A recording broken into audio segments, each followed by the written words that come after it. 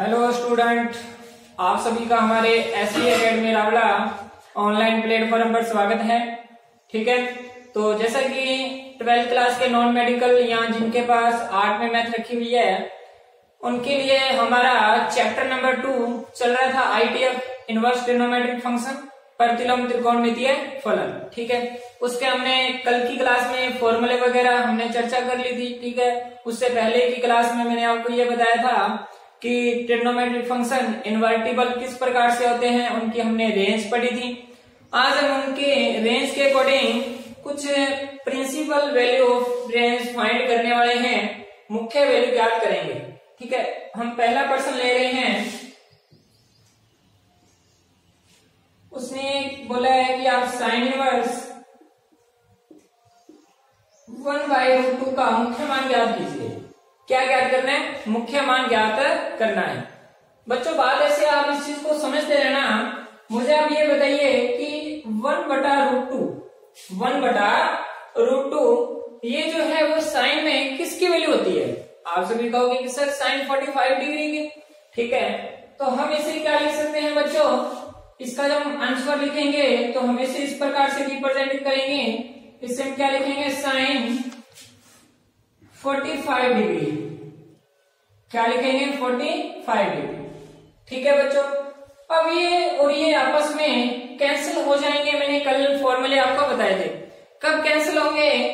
मैंने आपको इस साइड में फॉर्मूले बताना चाहूंगा। मैं आपके पास ये कंडीशन थी साइन इनवर्स और यहां था आपके पास साइन एक्स। हमें बराबर में x मिलेगा। कब मिलेगा? जब x कहां से बिलोंग करेगा? -π/2 से π/2 के बीच। ओके बच्चों, तो मुझे आप एक बात बताइए कि ये जो π/4 है वो इन दोनों के बीच में आ रहा है। आपको भी कि सर आ रहा है। ठीक है, तो हमारा जो फाइनली आंसर रहेगा वो क्या आएगा? π/4। क्यों? क्योंकि π/4 जो है -π/2 से π/2 के बीच में आएगा। तो हमारा मुख्य मान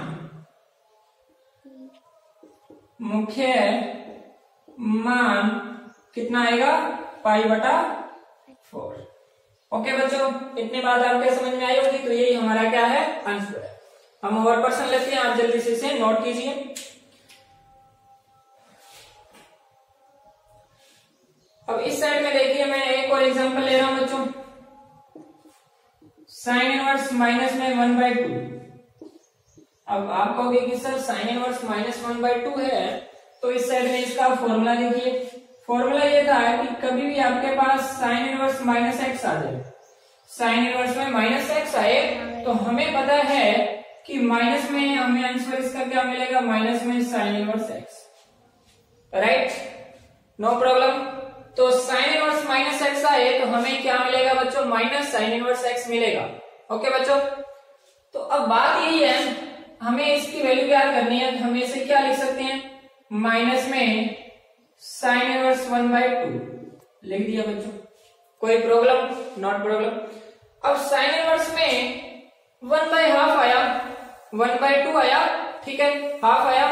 तो मुझे ये बताइए कि 1/2 साइन में किसकी वैल्यू होती है? आप कहोगे कि सर साइन π/6 की, यानी साइन 30 डिग्री की। तो हम इसे इस प्रकार से लिख सकते हैं साइन इनवर्स, क्या लिखेंगे इसे? साइन π/6। बात पकड़ में आ रही है? अब ये और ये कैंसिल कब होंगे? जब π/6 इसमें आएगा। तो आप कहोगे कि सर इसमें आ रहा है, तो आ रहा है तो हमारे पास इसका फाइनली आंसर कितना आएगा? माइनस में π/6। सो -π/2 बिलोंग कहां से कर रहा है? ये π/2 से। तो हमारा जो मुख्य मान है, प्रिंसिपल वैल्यू है, वो माइनस में π/6 है। समझ में आ गई बात? आपके पकड़ में आ रही है बात? ठीक है, इसे आप लिखिए जल्दी से, फिर हम आगे बढ़ते हैं।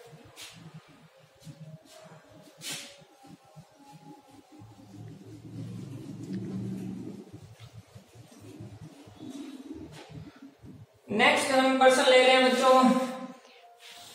यदि आपके पास सेक इनवर्स -√2 आ जाए, सेक इनवर्स -√2 आ जाए तो sec inverse minus root two आ जाए बच्चों, आपको ये पहले मैं एक फॉर्मूला बताना चाहूंगा कि यदि आपके पास ऐसी कंडीशन आती है सेक इनवर्स माइनस एक्स आई, तो मैंने आपको फॉर्मूला ये बताया था कि आप पाई माइनस क्या करो, सेक इनवर्स एक्स करो, पाई माइनस क्या करो, सेक इनवर्स एक्स कर दो।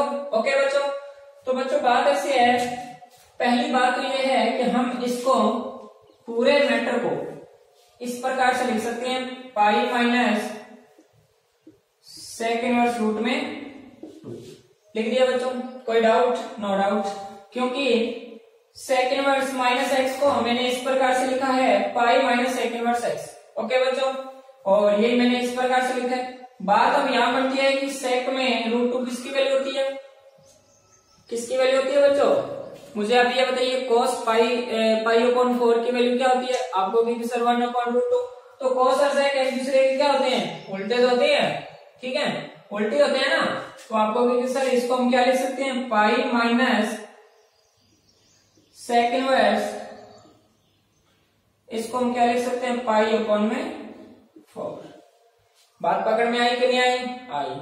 अब ये दोनों आपस में कैंसिल आउट हो जाएंगे। कब कैंसिल आउट होंगे मुझे आप बताइए खुद, कब कैंसिल आउट होंगे? जब यहां से पाई अपॉन जो 4 है इसकी रेंज मैं आपको बता देता हूं, पाई माइनस पाई अपॉन 4, ठीक है। ये जो पाई अपॉन 4 है वो बिलोंग कहां से करना चाहिए बच्चों? 0 से पाई माइनस करेंगे पाई अपॉन 2, यही बात थी।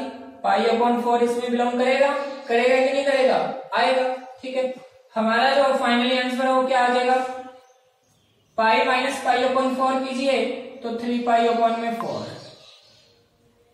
इसकी जो मुख्य वैल्यू वो क्या आएगी बच्चों, 3 पाई अपॉन में 4।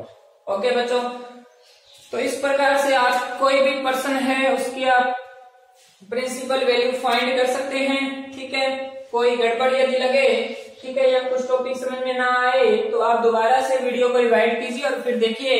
और पहले वाली यदि किस बच्चे ने वीडियो नहीं देख रखी तो पहले आप वो वीडियो देखिए, ठीक है।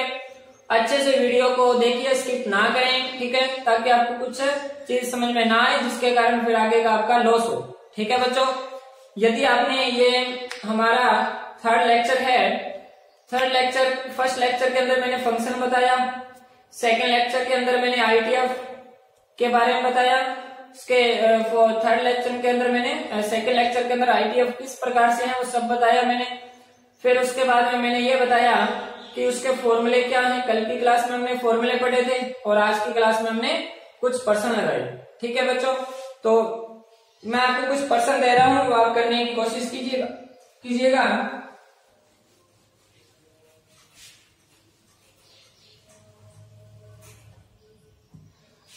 पर्सन ये है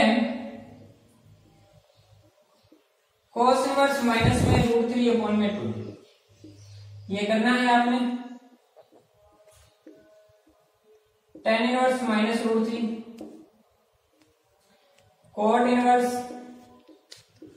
माइनस 1 बाय रूट 3, ये 3 पर्सन आपने करके देखने हैं बच्चों। काफी इंटरेस्टेड पर्सन है ये, ठीक है। और फिर हम कल की क्लास में हम अपना जो टॉपिक है वो अच्छे से दोबारा से ये चीज मैं आपको बताऊंगा, ठीक है। उसके बाद हम और भी पर्सन लगाएंगे, ठीक है बच्चों। तो अभी आप ये बैठ कर पर्सन कीजिए, अभी मैं दोबारा से फिर अभी आऊंगा मैं, ठीक है। अभी आप इनके आंसर निकालिए, ठीक है बच्चों। तो जल्दी से आंसर निकाल के मुझे अभी बताइए।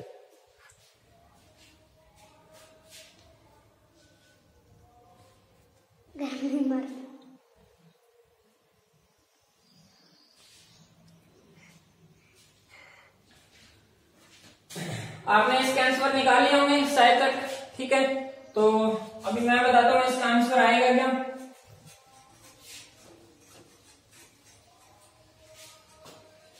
तो इसका आंसर जो है वो सबसे पहली बात कि कोस इनवर्स में माइनस एक्स आई, कोस इनवर्स में माइनस एक्स आई, पहली बात तो उसको आपको पता है कि पाई माइनस करके लिखेंगे, क्या करके लिखेंगे, pi minus cos inverse x करके लिखेंगे, ठीक है। अब उससे हम कोस इनवर्स एक्स लिखेंगे, एक्स की जगह कितना है, रूट 3 बाई 2 है, तो मुझे यहां से वैल्यू निकालनी है cos इनवर्स माइनस में √3/2, यहां लिखेंगे pi minus cos inverse √3/2। Okay बच्चों, बात समझ में आ रही है, आपके पकड़ में आ रही है, ठीक है। तो पाई माइनस cos इनवर्स √3/2, ठीक है। अब ये देखना है कि √3/2 जो है वो किसकी वैल्यू है cos में। आप कहोगे कि सर किसकी है, पाई/6 की, किसकी, पाई/6 की। तो हम क्या करेंगे, पाई माइनस cos इनवर्स उसे क्या लिखेंगे, पाई/6। और ये जो पाई/6 है वो आपको पता है बिलोंग कहां से करेगा, 0 और पाई के बीच में। Okay, no doubt. तो पाई माइनस पाई/6, आंसर आएगा 5 पाई/6। ठीक है बच्चों, नो डाउट। ओके, तो अभी आप इन दोनों के आंसर भी इसी प्रकार से निकाल के देखिए, ठीक है। ध्यान रख लेना, cos, sec और cot के अंदर पाई माइनस किया जाएगा, बाकियों के अंदर माइनस बाहर आएगा। साइन में माइनस बाहर आएगा, tan में माइनस बाहर आएगा और cosec में माइनस बाहर आएगा। ठीक है बच्चों, तो आज की क्लास हमारी इतनी ही है, ठीक है। आप पर्सन लगाइए जितने हो सकते हैं, ठीक है। फॉर्मूले जो है वो मैंने लिखवाए हैं, वो अलग से पेज पर लिखिए, वो आपके पास होने चाहिए बच्चों, ठीक है। ओके।